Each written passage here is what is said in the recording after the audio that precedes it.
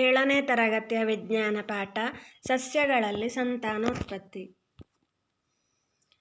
ನಾವು ಈ ಪಾಠದಲ್ಲಿ ಸಸ್ಯಗಳಲ್ಲಿ ನಿಷೇಚನದ ಬಗ್ಗೆ ಕಲಿಯಲಿದ್ದೇವೆ, ಬೀಜ ಪ್ರಸರಣದ ಬಗ್ಗೆ ಕಲಿಯಲಿದ್ದೇವೆ. ಹಿಂದಿನ ತರಗತಿಯಲ್ಲಿ ಕಲಿತದ್ದನ್ನು ನೆನಪಿಸೋಣ. ನಿಮ್ಮ ಪುಸ್ತಕದಲ್ಲಿ ದ್ವಿಲಿಂಗಿ ಹೂವನ್ನು ಚಿತ್ರಿಸಿ ಮತ್ತು ಈ ಭಾಗಗಳನ್ನು ಹೆಸರಿಸಿ. ಪರಾಗಕೋಶ, ಶಲಾಕನಳಿಕೆ, ಅಂಡಕ, ದಳ. ಪರಾಗಕೋಶ, ದಳ, ಶಲಾಕನಳಿಕೆ ಹಾಗೂ ಅಂಡಕಗಳು. ಪಪ್ಪಾಯಿ ಹೂಗಳು ಸ್ವಕೀಯ ಪರಾಗಸ್ಪರ್ಶ ಮಾಡಬಹುದೆಂದು ನೀವು ಭಾವಿಸುತ್ತೀರಾ? ಹೌದಾದರೆ ಏಕೆ? ಇಲ್ಲವಾದರೆ ಏಕೆ? ಕಾರಣಗಳನ್ನು ಬರೆಯಿರಿ. ಇಲ್ಲ, ಪಪ್ಪಾಯಿ ಹೂಗಳು ಸ್ವಕೀಯ ಪರಾಗಸ್ಪರ್ಶ ಮಾಡಲು ಸಾಧ್ಯವಿಲ್ಲ. ಏಕೆಂದರೆ ಪಪ್ಪಾಯಿ ಹೂಗಳು ಏಕಲಿಂಗಿ ಹೂಗಳು. ಇಲ್ಲಿ ಕೇಸರಗಳು ಮತ್ತು ಶಲಾಕೆಗಳು ಪ್ರತ್ಯೇಕ ಹೂಗಳಲ್ಲಿ ಇರುತ್ತವೆ. ಅವುಗಳನ್ನು ಪರಕೀಯ ಪರಾಗಸ್ಪರ್ಶ ಮಾಡಬೇಕು. ನಾವೀಗ ನಿಷೇಚನದ ಬಗ್ಗೆ ಕಲಿಯೋಣ. ಪರಾಗಸ್ಪರ್ಶದ ಬಗ್ಗೆ ನಾವು ತಿಳಿದುಕೊಂಡಿದ್ದೇವೆ. ಪರಾಗವು ಶಲಾಕಾಗ್ರದ ಮೇಲೆ ಬಿದ್ದಾಗ ಏನಾಗುತ್ತದೆ ಎಂದು ಕಂಡುಹಿಡಿಯೋಣ. ನಿಷೇಚನ. It is spring season. Flowers are blooming on the trees. It is indeed a beautiful sight. Flowers attract all of us. They are the most beautiful part of the plant, isn't it? You already know that flowers are not present only to add beauty to the plant. They are in fact the reproductive part of the plant. In the flower, stamen is the male reproductive part, while carpel is the female reproductive part. Some flowers contain both male and female reproductive parts. Such flowers are called bisexual flowers. For example, pea, China rose, etc. On the other hand, some flowers possess either the male or the female reproductive parts. Such flowers are called unisexual flowers. For example, corn, cucumber, etc. Now let us know about the different parts that make up a stamen and a carpel. A stamen is made of two main parts, anther and filament. The anther produces pollen grains. It is the pollen grain that contains the male gametes. A carpel, on the other hand, is made up of three parts. The terminal part is called the stigma. The middle elongated part is the style, and the swollen bottom part is the ovary. Inside the ovary, ovules are present. It is the ovule that has the female gamete called the egg cell. For sexual reproduction to take place, a male gamete is to be fused with the female gamete, thereby forming a zygote. Now for that, the male gametes have to reach the female gametes. For this, first a pollen grain carrying the male gametes is transferred from the stamen of a flower to the stigma of the same or the other flower. Such transfer of pollen grains is known as pollination. If the pollen grain of a flower lands on the stigma of the same flower, it is called self-pollination. But if the pollen grain of a flower lands on the stigma of another flower of the same or another plant of the same type, it is called cross-pollination. Pollination occurs with the help of different agents like wind, water, or animals.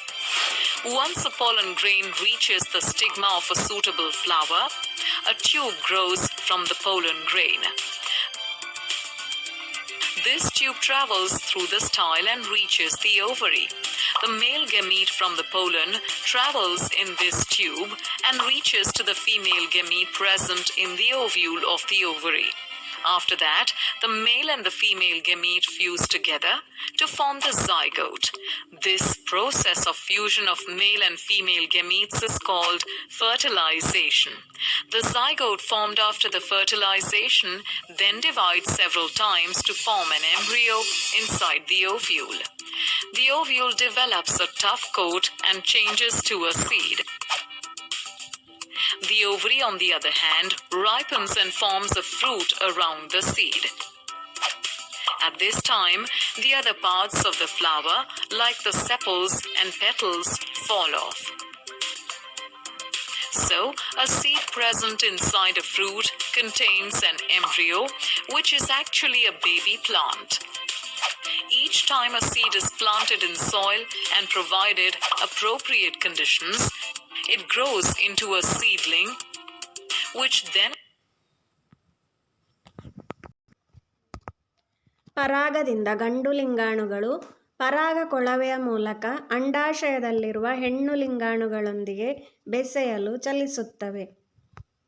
ಗಂಡು ಮತ್ತು ಹೆಣ್ಣು ಲಿಂಗಾಣುಗಳ ಈ ಸಮ್ಮಿಲನವನ್ನು ಫಲೀಕರಣ ಅಥವಾ ನಿಷೇಚನ ಎಂದು ಕರೆಯಲಾಗುವುದು. ಚಿತ್ರವನ್ನು ಗಮನಿಸಿ. ಇಲ್ಲಿ ದಾಸವಾಳ ಹೂವಿನ ಶಲಾಕೆಯಲ್ಲಿ ಶಲಾಕಾಗ್ರದ ಮೇಲೆ ಪರಾಗರೇಣು ಬಿದ್ದಾಗ ಈ ಪರಾಗವು ಈ ಕೊಳವೆಯ ಮೂಲಕ ಅಂಡಾಶಯಕ್ಕೆ ತಲುಪಿ ಅಂಡಾಶಯದಲ್ಲಿರುವ ಹೆಣ್ಣು ಲಿಂಗಾಣುವಿನೊಂದಿಗೆ ಸಂಯೋಗಗೊಳ್ಳುವುದು. ಫಲವತ್ತಾದ ಅಂಡಾಣುವನ್ನು ಯುಗ್ಮಜ ಎಂದು ಕರೆಯುತ್ತೇವೆ. ಯುಗ್ಮಜವು ಮುಂದೆ ಭ್ರೂಣವಾಗಿ ಬೆಳೆಯುತ್ತದೆ. ಹಾಗಾಗಿ ನಿಷೇಚನ ಲೈಂಗಿಕ ಸಂತಾನೋತ್ಪತ್ತಿಯ ಪ್ರಮುಖ ಹಂತವಾಗಿದೆ ಎಂದು ನಾವು ನೋಡುತ್ತೇವೆ. ಪಿಟ್ಟಸ್ಥಳಗಳನ್ನು ತುಂಬಿರಿ. ಅಂಡಾಣು ಹೆಣ್ಣು ಲಿಂಗಾಣುವನ್ನು ಹೊಂದಿರುತ್ತದೆ. ಪರಾಗಕೊಳವೆ ಮೈಕ್ರೋಫೈಲ್ ಮೂಲಕ ಅಂಡಾಶಯವನ್ನು ಪ್ರವೇಶಿಸುತ್ತದೆ. ಗಂಡು ಮತ್ತು ಹೆಣ್ಣು ಲಿಂಗಾಣುಗಳ ಸಮ್ಮಿಲನವನ್ನು ನಿಷೇಚನ ಎಂದು ಕರೆಯಲಾಗುತ್ತದೆ. ಫಲವತ್ತಾದ ಅಂಡಾಣುವನ್ನು ಯುಗ್ಮಜ ಎಂದು ಕರೆಯಲಾಗುತ್ತದೆ. ಯುಗ್ಮಜ ಭ್ರೂಣವಾಗಿ ಬೆಳೆಯುತ್ತದೆ. ಹಣ್ಣುಗಳು ಮತ್ತು ಬೀಜಗಳು. ನಿಷೇಚನ ಕ್ರಿಯೆಯ ನಂತರ ಹೂವಿನಲ್ಲಿ ಏನಾಗುತ್ತದೆ? ನಿಷೇಚನದ ನಂತರ ಅಂಡಕವು ಬೀಜವಾಗಿ ಬೆಳೆಯುತ್ತದೆ. ಪ್ರಬುದ್ಧ ಅಂಡಾಶಯವು ಹಣ್ಣು ಅಥವಾ ತರಕಾರಿ ಆಗುತ್ತದೆ. ಹಣ್ಣುಗಳು ಮತ್ತು ತರಕಾರಿಗಳ ತಿರುಳನ್ನು ಅಂಡಾಶಯದಿಂದ ಪಡೆಯಲಾಗಿದೆ. ಆದ್ದರಿಂದ ಅನೇಕ ತರಕಾರಿಗಳು ಹಣ್ಣುಗಳಾಗಿವೆ. ಹಣ್ಣುಗಳು ಬೀಜಗಳನ್ನು ಒಳಗೊಂಡಿರುತ್ತವೆ. ಎಲ್ಲ ಹಣ್ಣುಗಳು ಅವುಗಳೊಳಗೆ ಬೀಜಗಳನ್ನು ಹೊಂದಿರುತ್ತವೆ. ಈ ಬೀಜಗಳು ಹೊಸ ಸಸ್ಯಗಳ ಬೆಳವಣಿಗೆಗೆ ಕಾರಣವಾಗುತ್ತವೆ. ನೀವು ಬೀಜಗಳು ವಿವಿಧ ಆಕಾರ ಮತ್ತು ಗಾತ್ರಗಳಲ್ಲಿ ಇರುವುದನ್ನು ಗಮನಿಸಿದ್ದೀರಾ? ಬೀಜಗಳು ಸಣ್ಣ, ದೊಡ್ಡ, ನಯವಾದ ಕೂದಲುಳ್ಳದ್ದಾಗಿರಬಹುದು. ಅವು ಅನೇಕ ಆಕಾರ, ಗಾತ್ರ ಮತ್ತು ವಿನ್ಯಾಸಗಳಲ್ಲಿ ಬರುತ್ತವೆ. ಬೀಜಗಳ ಗಾತ್ರವು ಸಣ್ಣ ಬೇಳೆಗಳಿಂದ ದೊಡ್ಡ ತೆಂಗಿನಕಾಯಿಯವರೆಗೆ ಇರುತ್ತದೆ. ಬೀಜಗಳು ಗಟ್ಟಿಯಾದ ಪದರಗಳನ್ನು ಹೊಂದಿರುತ್ತವೆ. ಅದು ಬೀಜವನ್ನು ಮಳೆ, ಶಾಖ ಅಥವಾ ರಾಸಾಯನಿಕಗಳಿಂದ ರಕ್ಷಿಸುತ್ತದೆ. ಈ ಪದರವನ್ನು ಬೀಜಗಳ ಪೊರೆ ಎಂದು ಕರೆಯಲಾಗುತ್ತದೆ. ಅಡಿಕೆ ಒಣಗಿದ ಹಣ್ಣಾಗಿದ್ದು ಅದು ತಿನ್ನಲಾಗದ ಗಟ್ಟಿಯಾದ ಚಿಪ್ಪು ಮತ್ತು ಖಾದ್ಯ ಬೀಜಗಳನ್ನು ಹೊಂದಿರುತ್ತದೆ.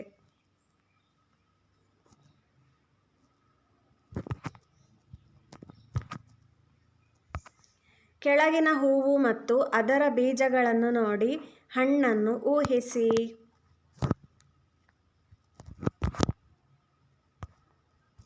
ಉತ್ತರಗಳನ್ನು ನೋಡೋಣ. ಪಪ್ಪಾಯ, ದಾಳಿಂಬೆ, ಕಲ್ಲಂಗಡಿ ಹಣ್ಣು, ಹರಳು.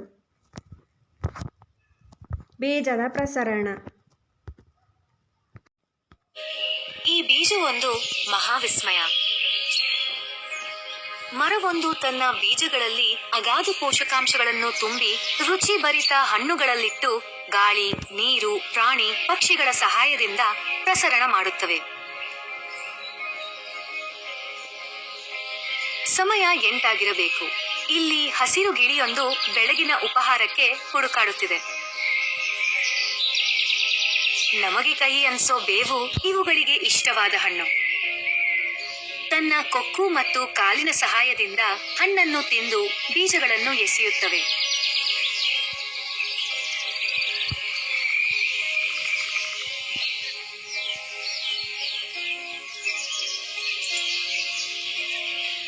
ಒಂದು ಹಣ್ಣಿನ ಮರ ಅಂದ್ಮೇಲೆ ಅದೇನೋ ಗಿಳಿಗೆ ಮಾತ್ರ ಮೀಸಲಲ್ಲ, ಇಲ್ಲಿ ಸ್ಪರ್ಧೆಯೂ ಇರುತ್ತೆ.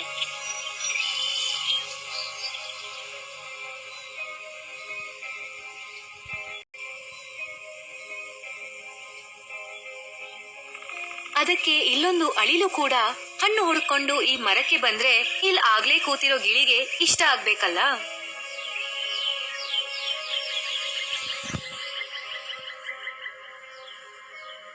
ನೇರಳೆ ಹಣ್ಣಿಗೆ ಮೊದಲು ಓಡಿ ಬರುವ ವೃಕ್ಷ ಮಿತ್ರನೆಂದರೆ ಕುಟ್ರ ಹಕ್ಕಿ.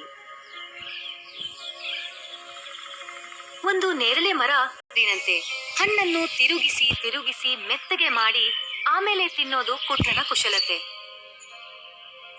ದೊಡ್ಡ ಬೀಜ ಆದ್ರೆ ಅಲ್ಲೇ ಉದುರಿಸೋ ಈ ಹಕ್ಕಿ ಸಣ್ಣ ಹಣ್ಣುಗಳನ್ನು ಬೀಜ ಸಮೇತ ನುಂಗಿಬಿಡುತ್ತವೆ. ಒಮ್ಮೆ ಬೀಜ ಹಕ್ಕಿಯ ಹೊಟ್ಟೆಯೊಳಗೋದರೆ ಬೀಜ ಸಂಸ್ಕರಣೆ ಆದಂತೆ. ಮುಂದೆ ಬೇರೆಡೆ ಹಾರಿ ಬೀಜ ವಿಸರ್ಜನೆ ಮಾಡಿದ ಕಡೆ ಹೊಸ ಸಸಿಯೊಂದು ಜನ್ಮ ತಾಳುತ್ತೆ.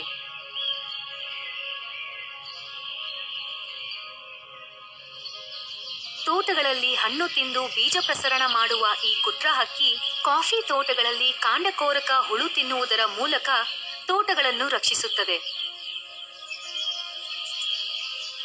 ಇಲ್ ನೋಡಿ, ಈ ಮರಕ್ಕೆ ಪಿಕಳಾರ ಒಂದು ಲಗ್ಗೆ ಇಟ್ಟಿದೆ.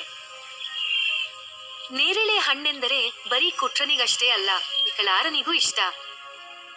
ಮತ್ತು ಆಗಾಗ ಹುಳುಗಳನ್ನು ಹಿಡಿದು ತಿನ್ನೋ ಈ ಗೊರವಂಕಗಳು ಕೂಡ ನೇರಳೆ ಹಣ್ಣು ಸಿಕ್ಕಾಗ ತಿಂದು ಹೊಟ್ಟೆ ತುಂಬಿಸಿಕೊಳ್ಳುತ್ತವೆ.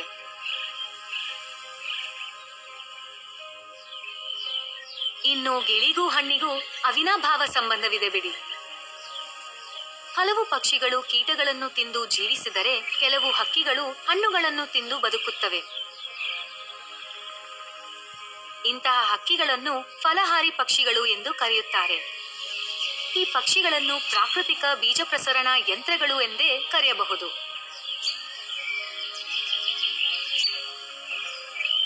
ಒಮ್ಮೆಯಾದ್ರೂ ಯೋಚಿಸಿದ್ದೀರಾ, ಕರ್ನಾಟಕವನ್ನು ಗಂಧದ ಗುಡಿ ಮಾಡಿದ್ದು ಯಾರೆಂದು? ಇಲ್ಲೊಂದು ಗಂಧದ ಮರ ಹಣ್ಣು ಬಿಟ್ಟಿದ್ರೆ ಇಲ್ಲಿಗಾಗ್ಲೇ ಒಂದು ಗಂಡು ಕೋಗಿಲೆ ಹಾಜಾರು.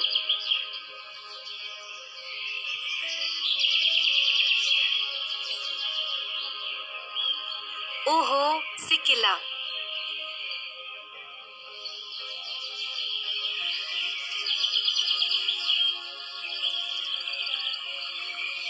ಕಾಯಿಗಳ ಮಧ್ಯೆ ಇಲ್ಲೊಂದು ಹಣ್ಣು ರುಚಿಯಾಗಿ ಕಾಣಿಸ್ತಾ ಇದೆ. ಹೇಗ್ ಬಿಡಲು ಸಾಧ್ಯ? ಪಿಕಳಾರನಂತಹ ಹಕ್ಕಿಗಳು ಹಣ್ಣು ತಿಂದು ಅಲ್ಲೇ ಬೀಜ ಉದುರಿಸಿದ್ರೆ, ಕೋಗಿಲೆಗಳು ಮಾತ್ರ ಹಣ್ಣನ್ನು ತಿಂದು ಬೇರೆಡೆ ಒಯ್ದು ಬೀಜ ವಿಸರ್ಜಿಸುತ್ತವೆ. ಜಗತ್ಪ್ರಸಿದ್ಧ ಪಶ್ಚಿಮ ಘಟ್ಟಗಳು ಇಷ್ಟು ಸಂಕೀರ್ಣವಾಗಿ ಬೆಳೆಯಲು ಪ್ರಮುಖ ಕಾರಣ ಮಂಗಟ್ಟೆಗಳು. ಇದು ಮಲೆ ಮಂಗಟ್ಟೆ.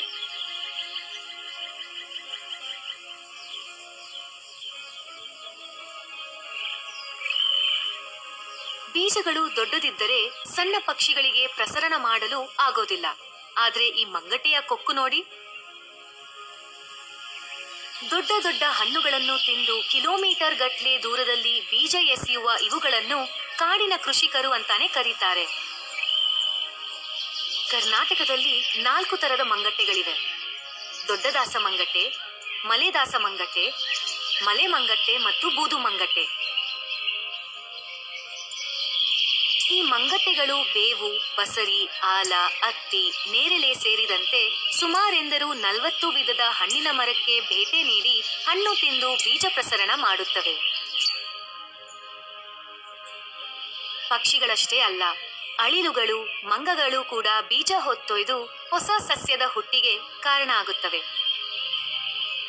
ಇತ್ತ ಮಾನವ ಕಾಡು ಕಡಿಯುವುದರಲ್ಲಿ ನಿರತನಾಗಿದ್ದರೆ, ಅತ್ತ ಹಲವು ವಿಶಿಷ್ಟ ಹಕ್ಕಿಗಳು, ಪ್ರಾಣಿಗಳು ಹಣ್ಣು ತಿಂದು ಬೀಜಗಳನ್ನು ಎಸೆದು ಕಾಡುಗಳನ್ನು ಬೆಳೆಸುತ್ತವೆ. ಈ ಹಣ್ಣು ಹಕ್ಕಿಗಳ ಸಂಬಂಧವನ್ನು ನಾವೆಲ್ಲರೂ ಅರಿತು ಪಕ್ಷಿಗಳನ್ನು, ಕಾಡುಗಳನ್ನು ಕಾಪಾಡಬೇಕಿದೆ.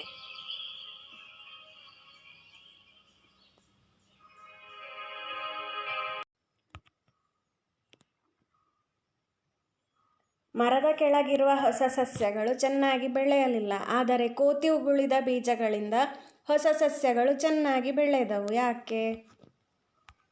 ಕೋತಿ ಉಗುಳಿದ ಬೀಜಗಳು ಚೆನ್ನಾಗಿ ಬೆಳೆಯುವುದು ಯಾಕೆಂದರೆ ಅವು ಸಾಕಷ್ಟು ಸೂರ್ಯನ ಬೆಳಕನ್ನು ಪಡೆದವು, ಸಾಕಷ್ಟು ಅಂತರದಲ್ಲಿದ್ದವು, ಅವುಗಳಿಗೆ ಸಾಕಷ್ಟು ಆಮ್ಲಜನಕ ಒದಗಿತು, ಅವು ಸಾಕಷ್ಟು ನೀರು ಮತ್ತು ಪೋಷಕಾಂಶಗಳನ್ನು ಪಡೆದವು.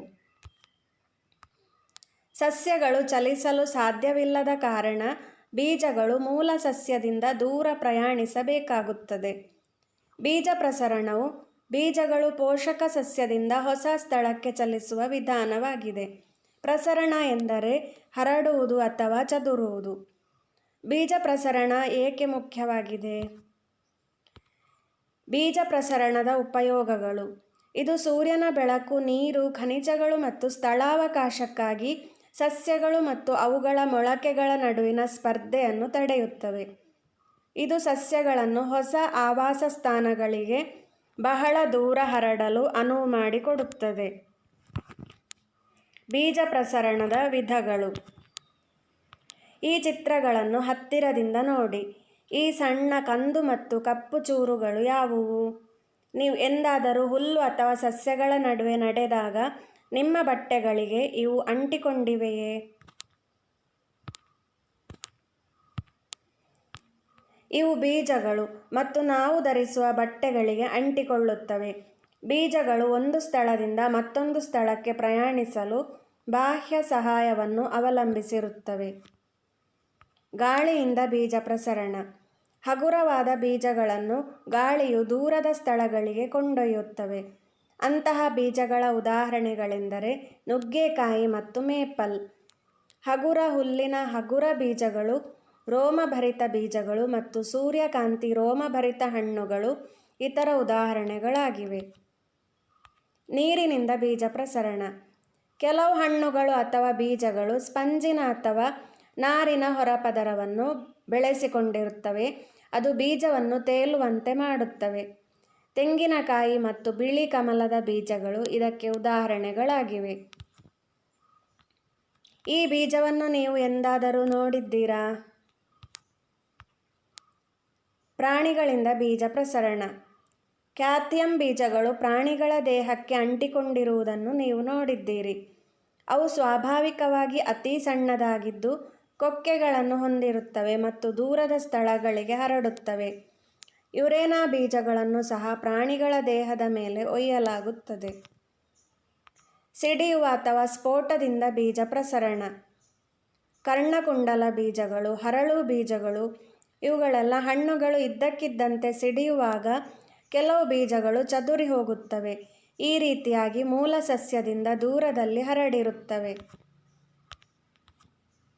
ಬಿಟ್ಟ ಸ್ಥಳಗಳನ್ನು ತುಂಬಿರಿ: ಬೀಜಗಳು ಬೀಜಪೊರೆ ಎಂದು ಕರೆಯಲ್ಪಡುವ ಗಟ್ಟಿಯಾದ ರಕ್ಷಣಾತ್ಮಕ ಪದರವನ್ನು ಹೊಂದಿರುತ್ತವೆ. ಅಡಿಕೆ ಒಣಗಿದ ಹಣ್ಣಾಗಿದ್ದು ತಿನ್ನಲಾರದ ಗಟ್ಟಿಯಾದ ಚಿಪ್ಪು ಮತ್ತು ಖಾದ್ಯ ಬೀಜವನ್ನು ಹೊಂದಿರುತ್ತವೆ. ಬೀಜ ಪ್ರಸರಣವು ಬೀಜಗಳ ಮೂಲ ಸಸ್ಯದಿಂದ ಹೊಸ ಸ್ಥಳಕ್ಕೆ ಚಲಿಸುವ ವಿಧಾನವಾಗಿದೆ. ಬೀಜ ಪ್ರಸರಣವು ಸೂರ್ಯನ ಬೆಳಕು, ನೀರು, ಖನಿಜಗಳು ಮತ್ತು ಸ್ಥಳಾವಕಾಶಕ್ಕಾಗಿ ಸಸ್ಯಗಳ ನಡುವಿನ ಸ್ಪರ್ಧೆಯನ್ನು ತಡೆಯುತ್ತದೆ. ಈ ಪ್ರಶ್ನೆಗಳಿಗೆ ನಿಮ್ಮ ನೋಟ್ ಪುಸ್ತಕದಲ್ಲಿ ಉತ್ತರ ಬರೆಯಿರಿ.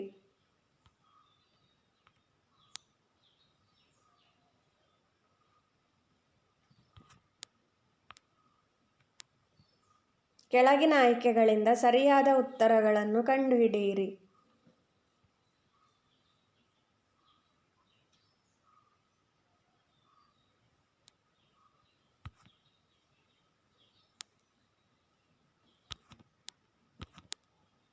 ನಿಮ್ಮ ಸ್ವಂತ ಪದಗಳಲ್ಲಿ ಉತ್ತರಿಸಿ.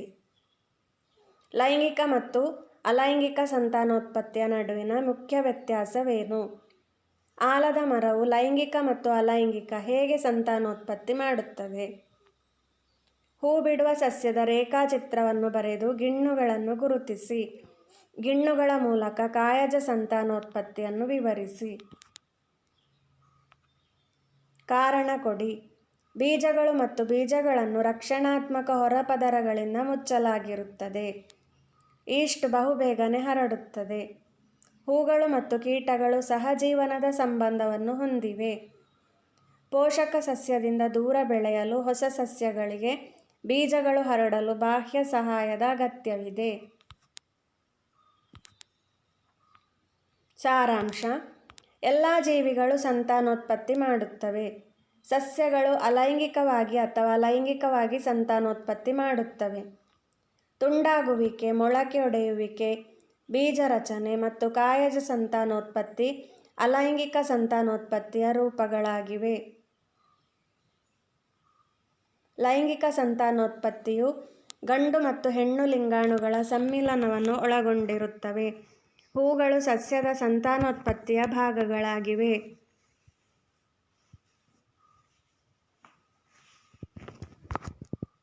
ದ್ವಿಲಿಂಗಿ ಕೇಸರ ಮತ್ತು ಶಲಾಕೆ ಎರಡನ್ನೂ ಹೊಂದಿರುತ್ತದೆ.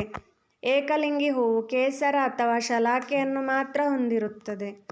ಪರಾಗವು ಗಂಡು ಲಿಂಗಾಣುವಾಗಿದೆ, ಅಂಡಾಣು ಹೆಣ್ಣು ಲಿಂಗಾಣುವಾಗಿದೆ. ಪರಾಗಸ್ಪರ್ಶವು ಪರಾಗಗಳನ್ನು ಒಂದು ಹೂವಿನಿಂದ ಮತ್ತೊಂದು ಹೂವಿಗೆ ವರ್ಗಾಯಿಸುವ ಪ್ರಕ್ರಿಯೆ. ಗಾಳಿ, ನೀರು, ಕೀಟ ಮತ್ತು ಪಕ್ಷಿಗಳ ಸಹಾಯದಿಂದ ಪರಾಗಸ್ಪರ್ಶ ನಡೆಯಬಹುದು. ಗಂಡು ಮತ್ತು ಹೆಣ್ಣು ಲಿಂಗಾಣುಗಳ ಸಮ್ಮಿಲನವನ್ನು ನಿಷೇಚನ ಎಂದು ಕರೆಯಲಾಗುತ್ತದೆ. ಫಲವತ್ತಾದ ಮೊಟ್ಟೆಯನ್ನು ಯುಗ್ಮಜ ಎಂದು ಕರೆಯಲಾಗುತ್ತದೆ. ಯುಗ್ಮಜವು ಭ್ರೂಣವಾಗಿ ಬೆಳೆಯುತ್ತದೆ. ಅಂಡಾಶಯವು ಬೀಜವಾಗಿ ಬೆಳೆಯುತ್ತದೆ ಮತ್ತು ಪ್ರಬುದ್ಧ ಅಂಡಾಶಯವು ಹಣ್ಣಾಗುತ್ತದೆ. ಅಂಡಕವು ಬೀಜವಾಗಿ ಬೆಳೆಯುವುದು. ಬೀಜಗಳನ್ನು ಗಾಳಿ, ನೀರು ಅಥವಾ ಪ್ರಾಣಿಗಳಿಂದ ಹರಡಲಾಗುತ್ತದೆ. ಬೀಜ ಪ್ರಸರಣವು ಖನಿಜಗಳು, ಸೂರ್ಯನ ಬೆಳಕು, ಸ್ಥಳಾವಕಾಶ ಮತ್ತು ನೀರಿಗಾಗಿ ಸ್ಪರ್ಧಿಸದೆ ಸಸ್ಯಗಳು ಬೆಳೆಯಲು ಸಹಾಯ ಮಾಡುತ್ತವೆ. ಧನ್ಯವಾದಗಳು.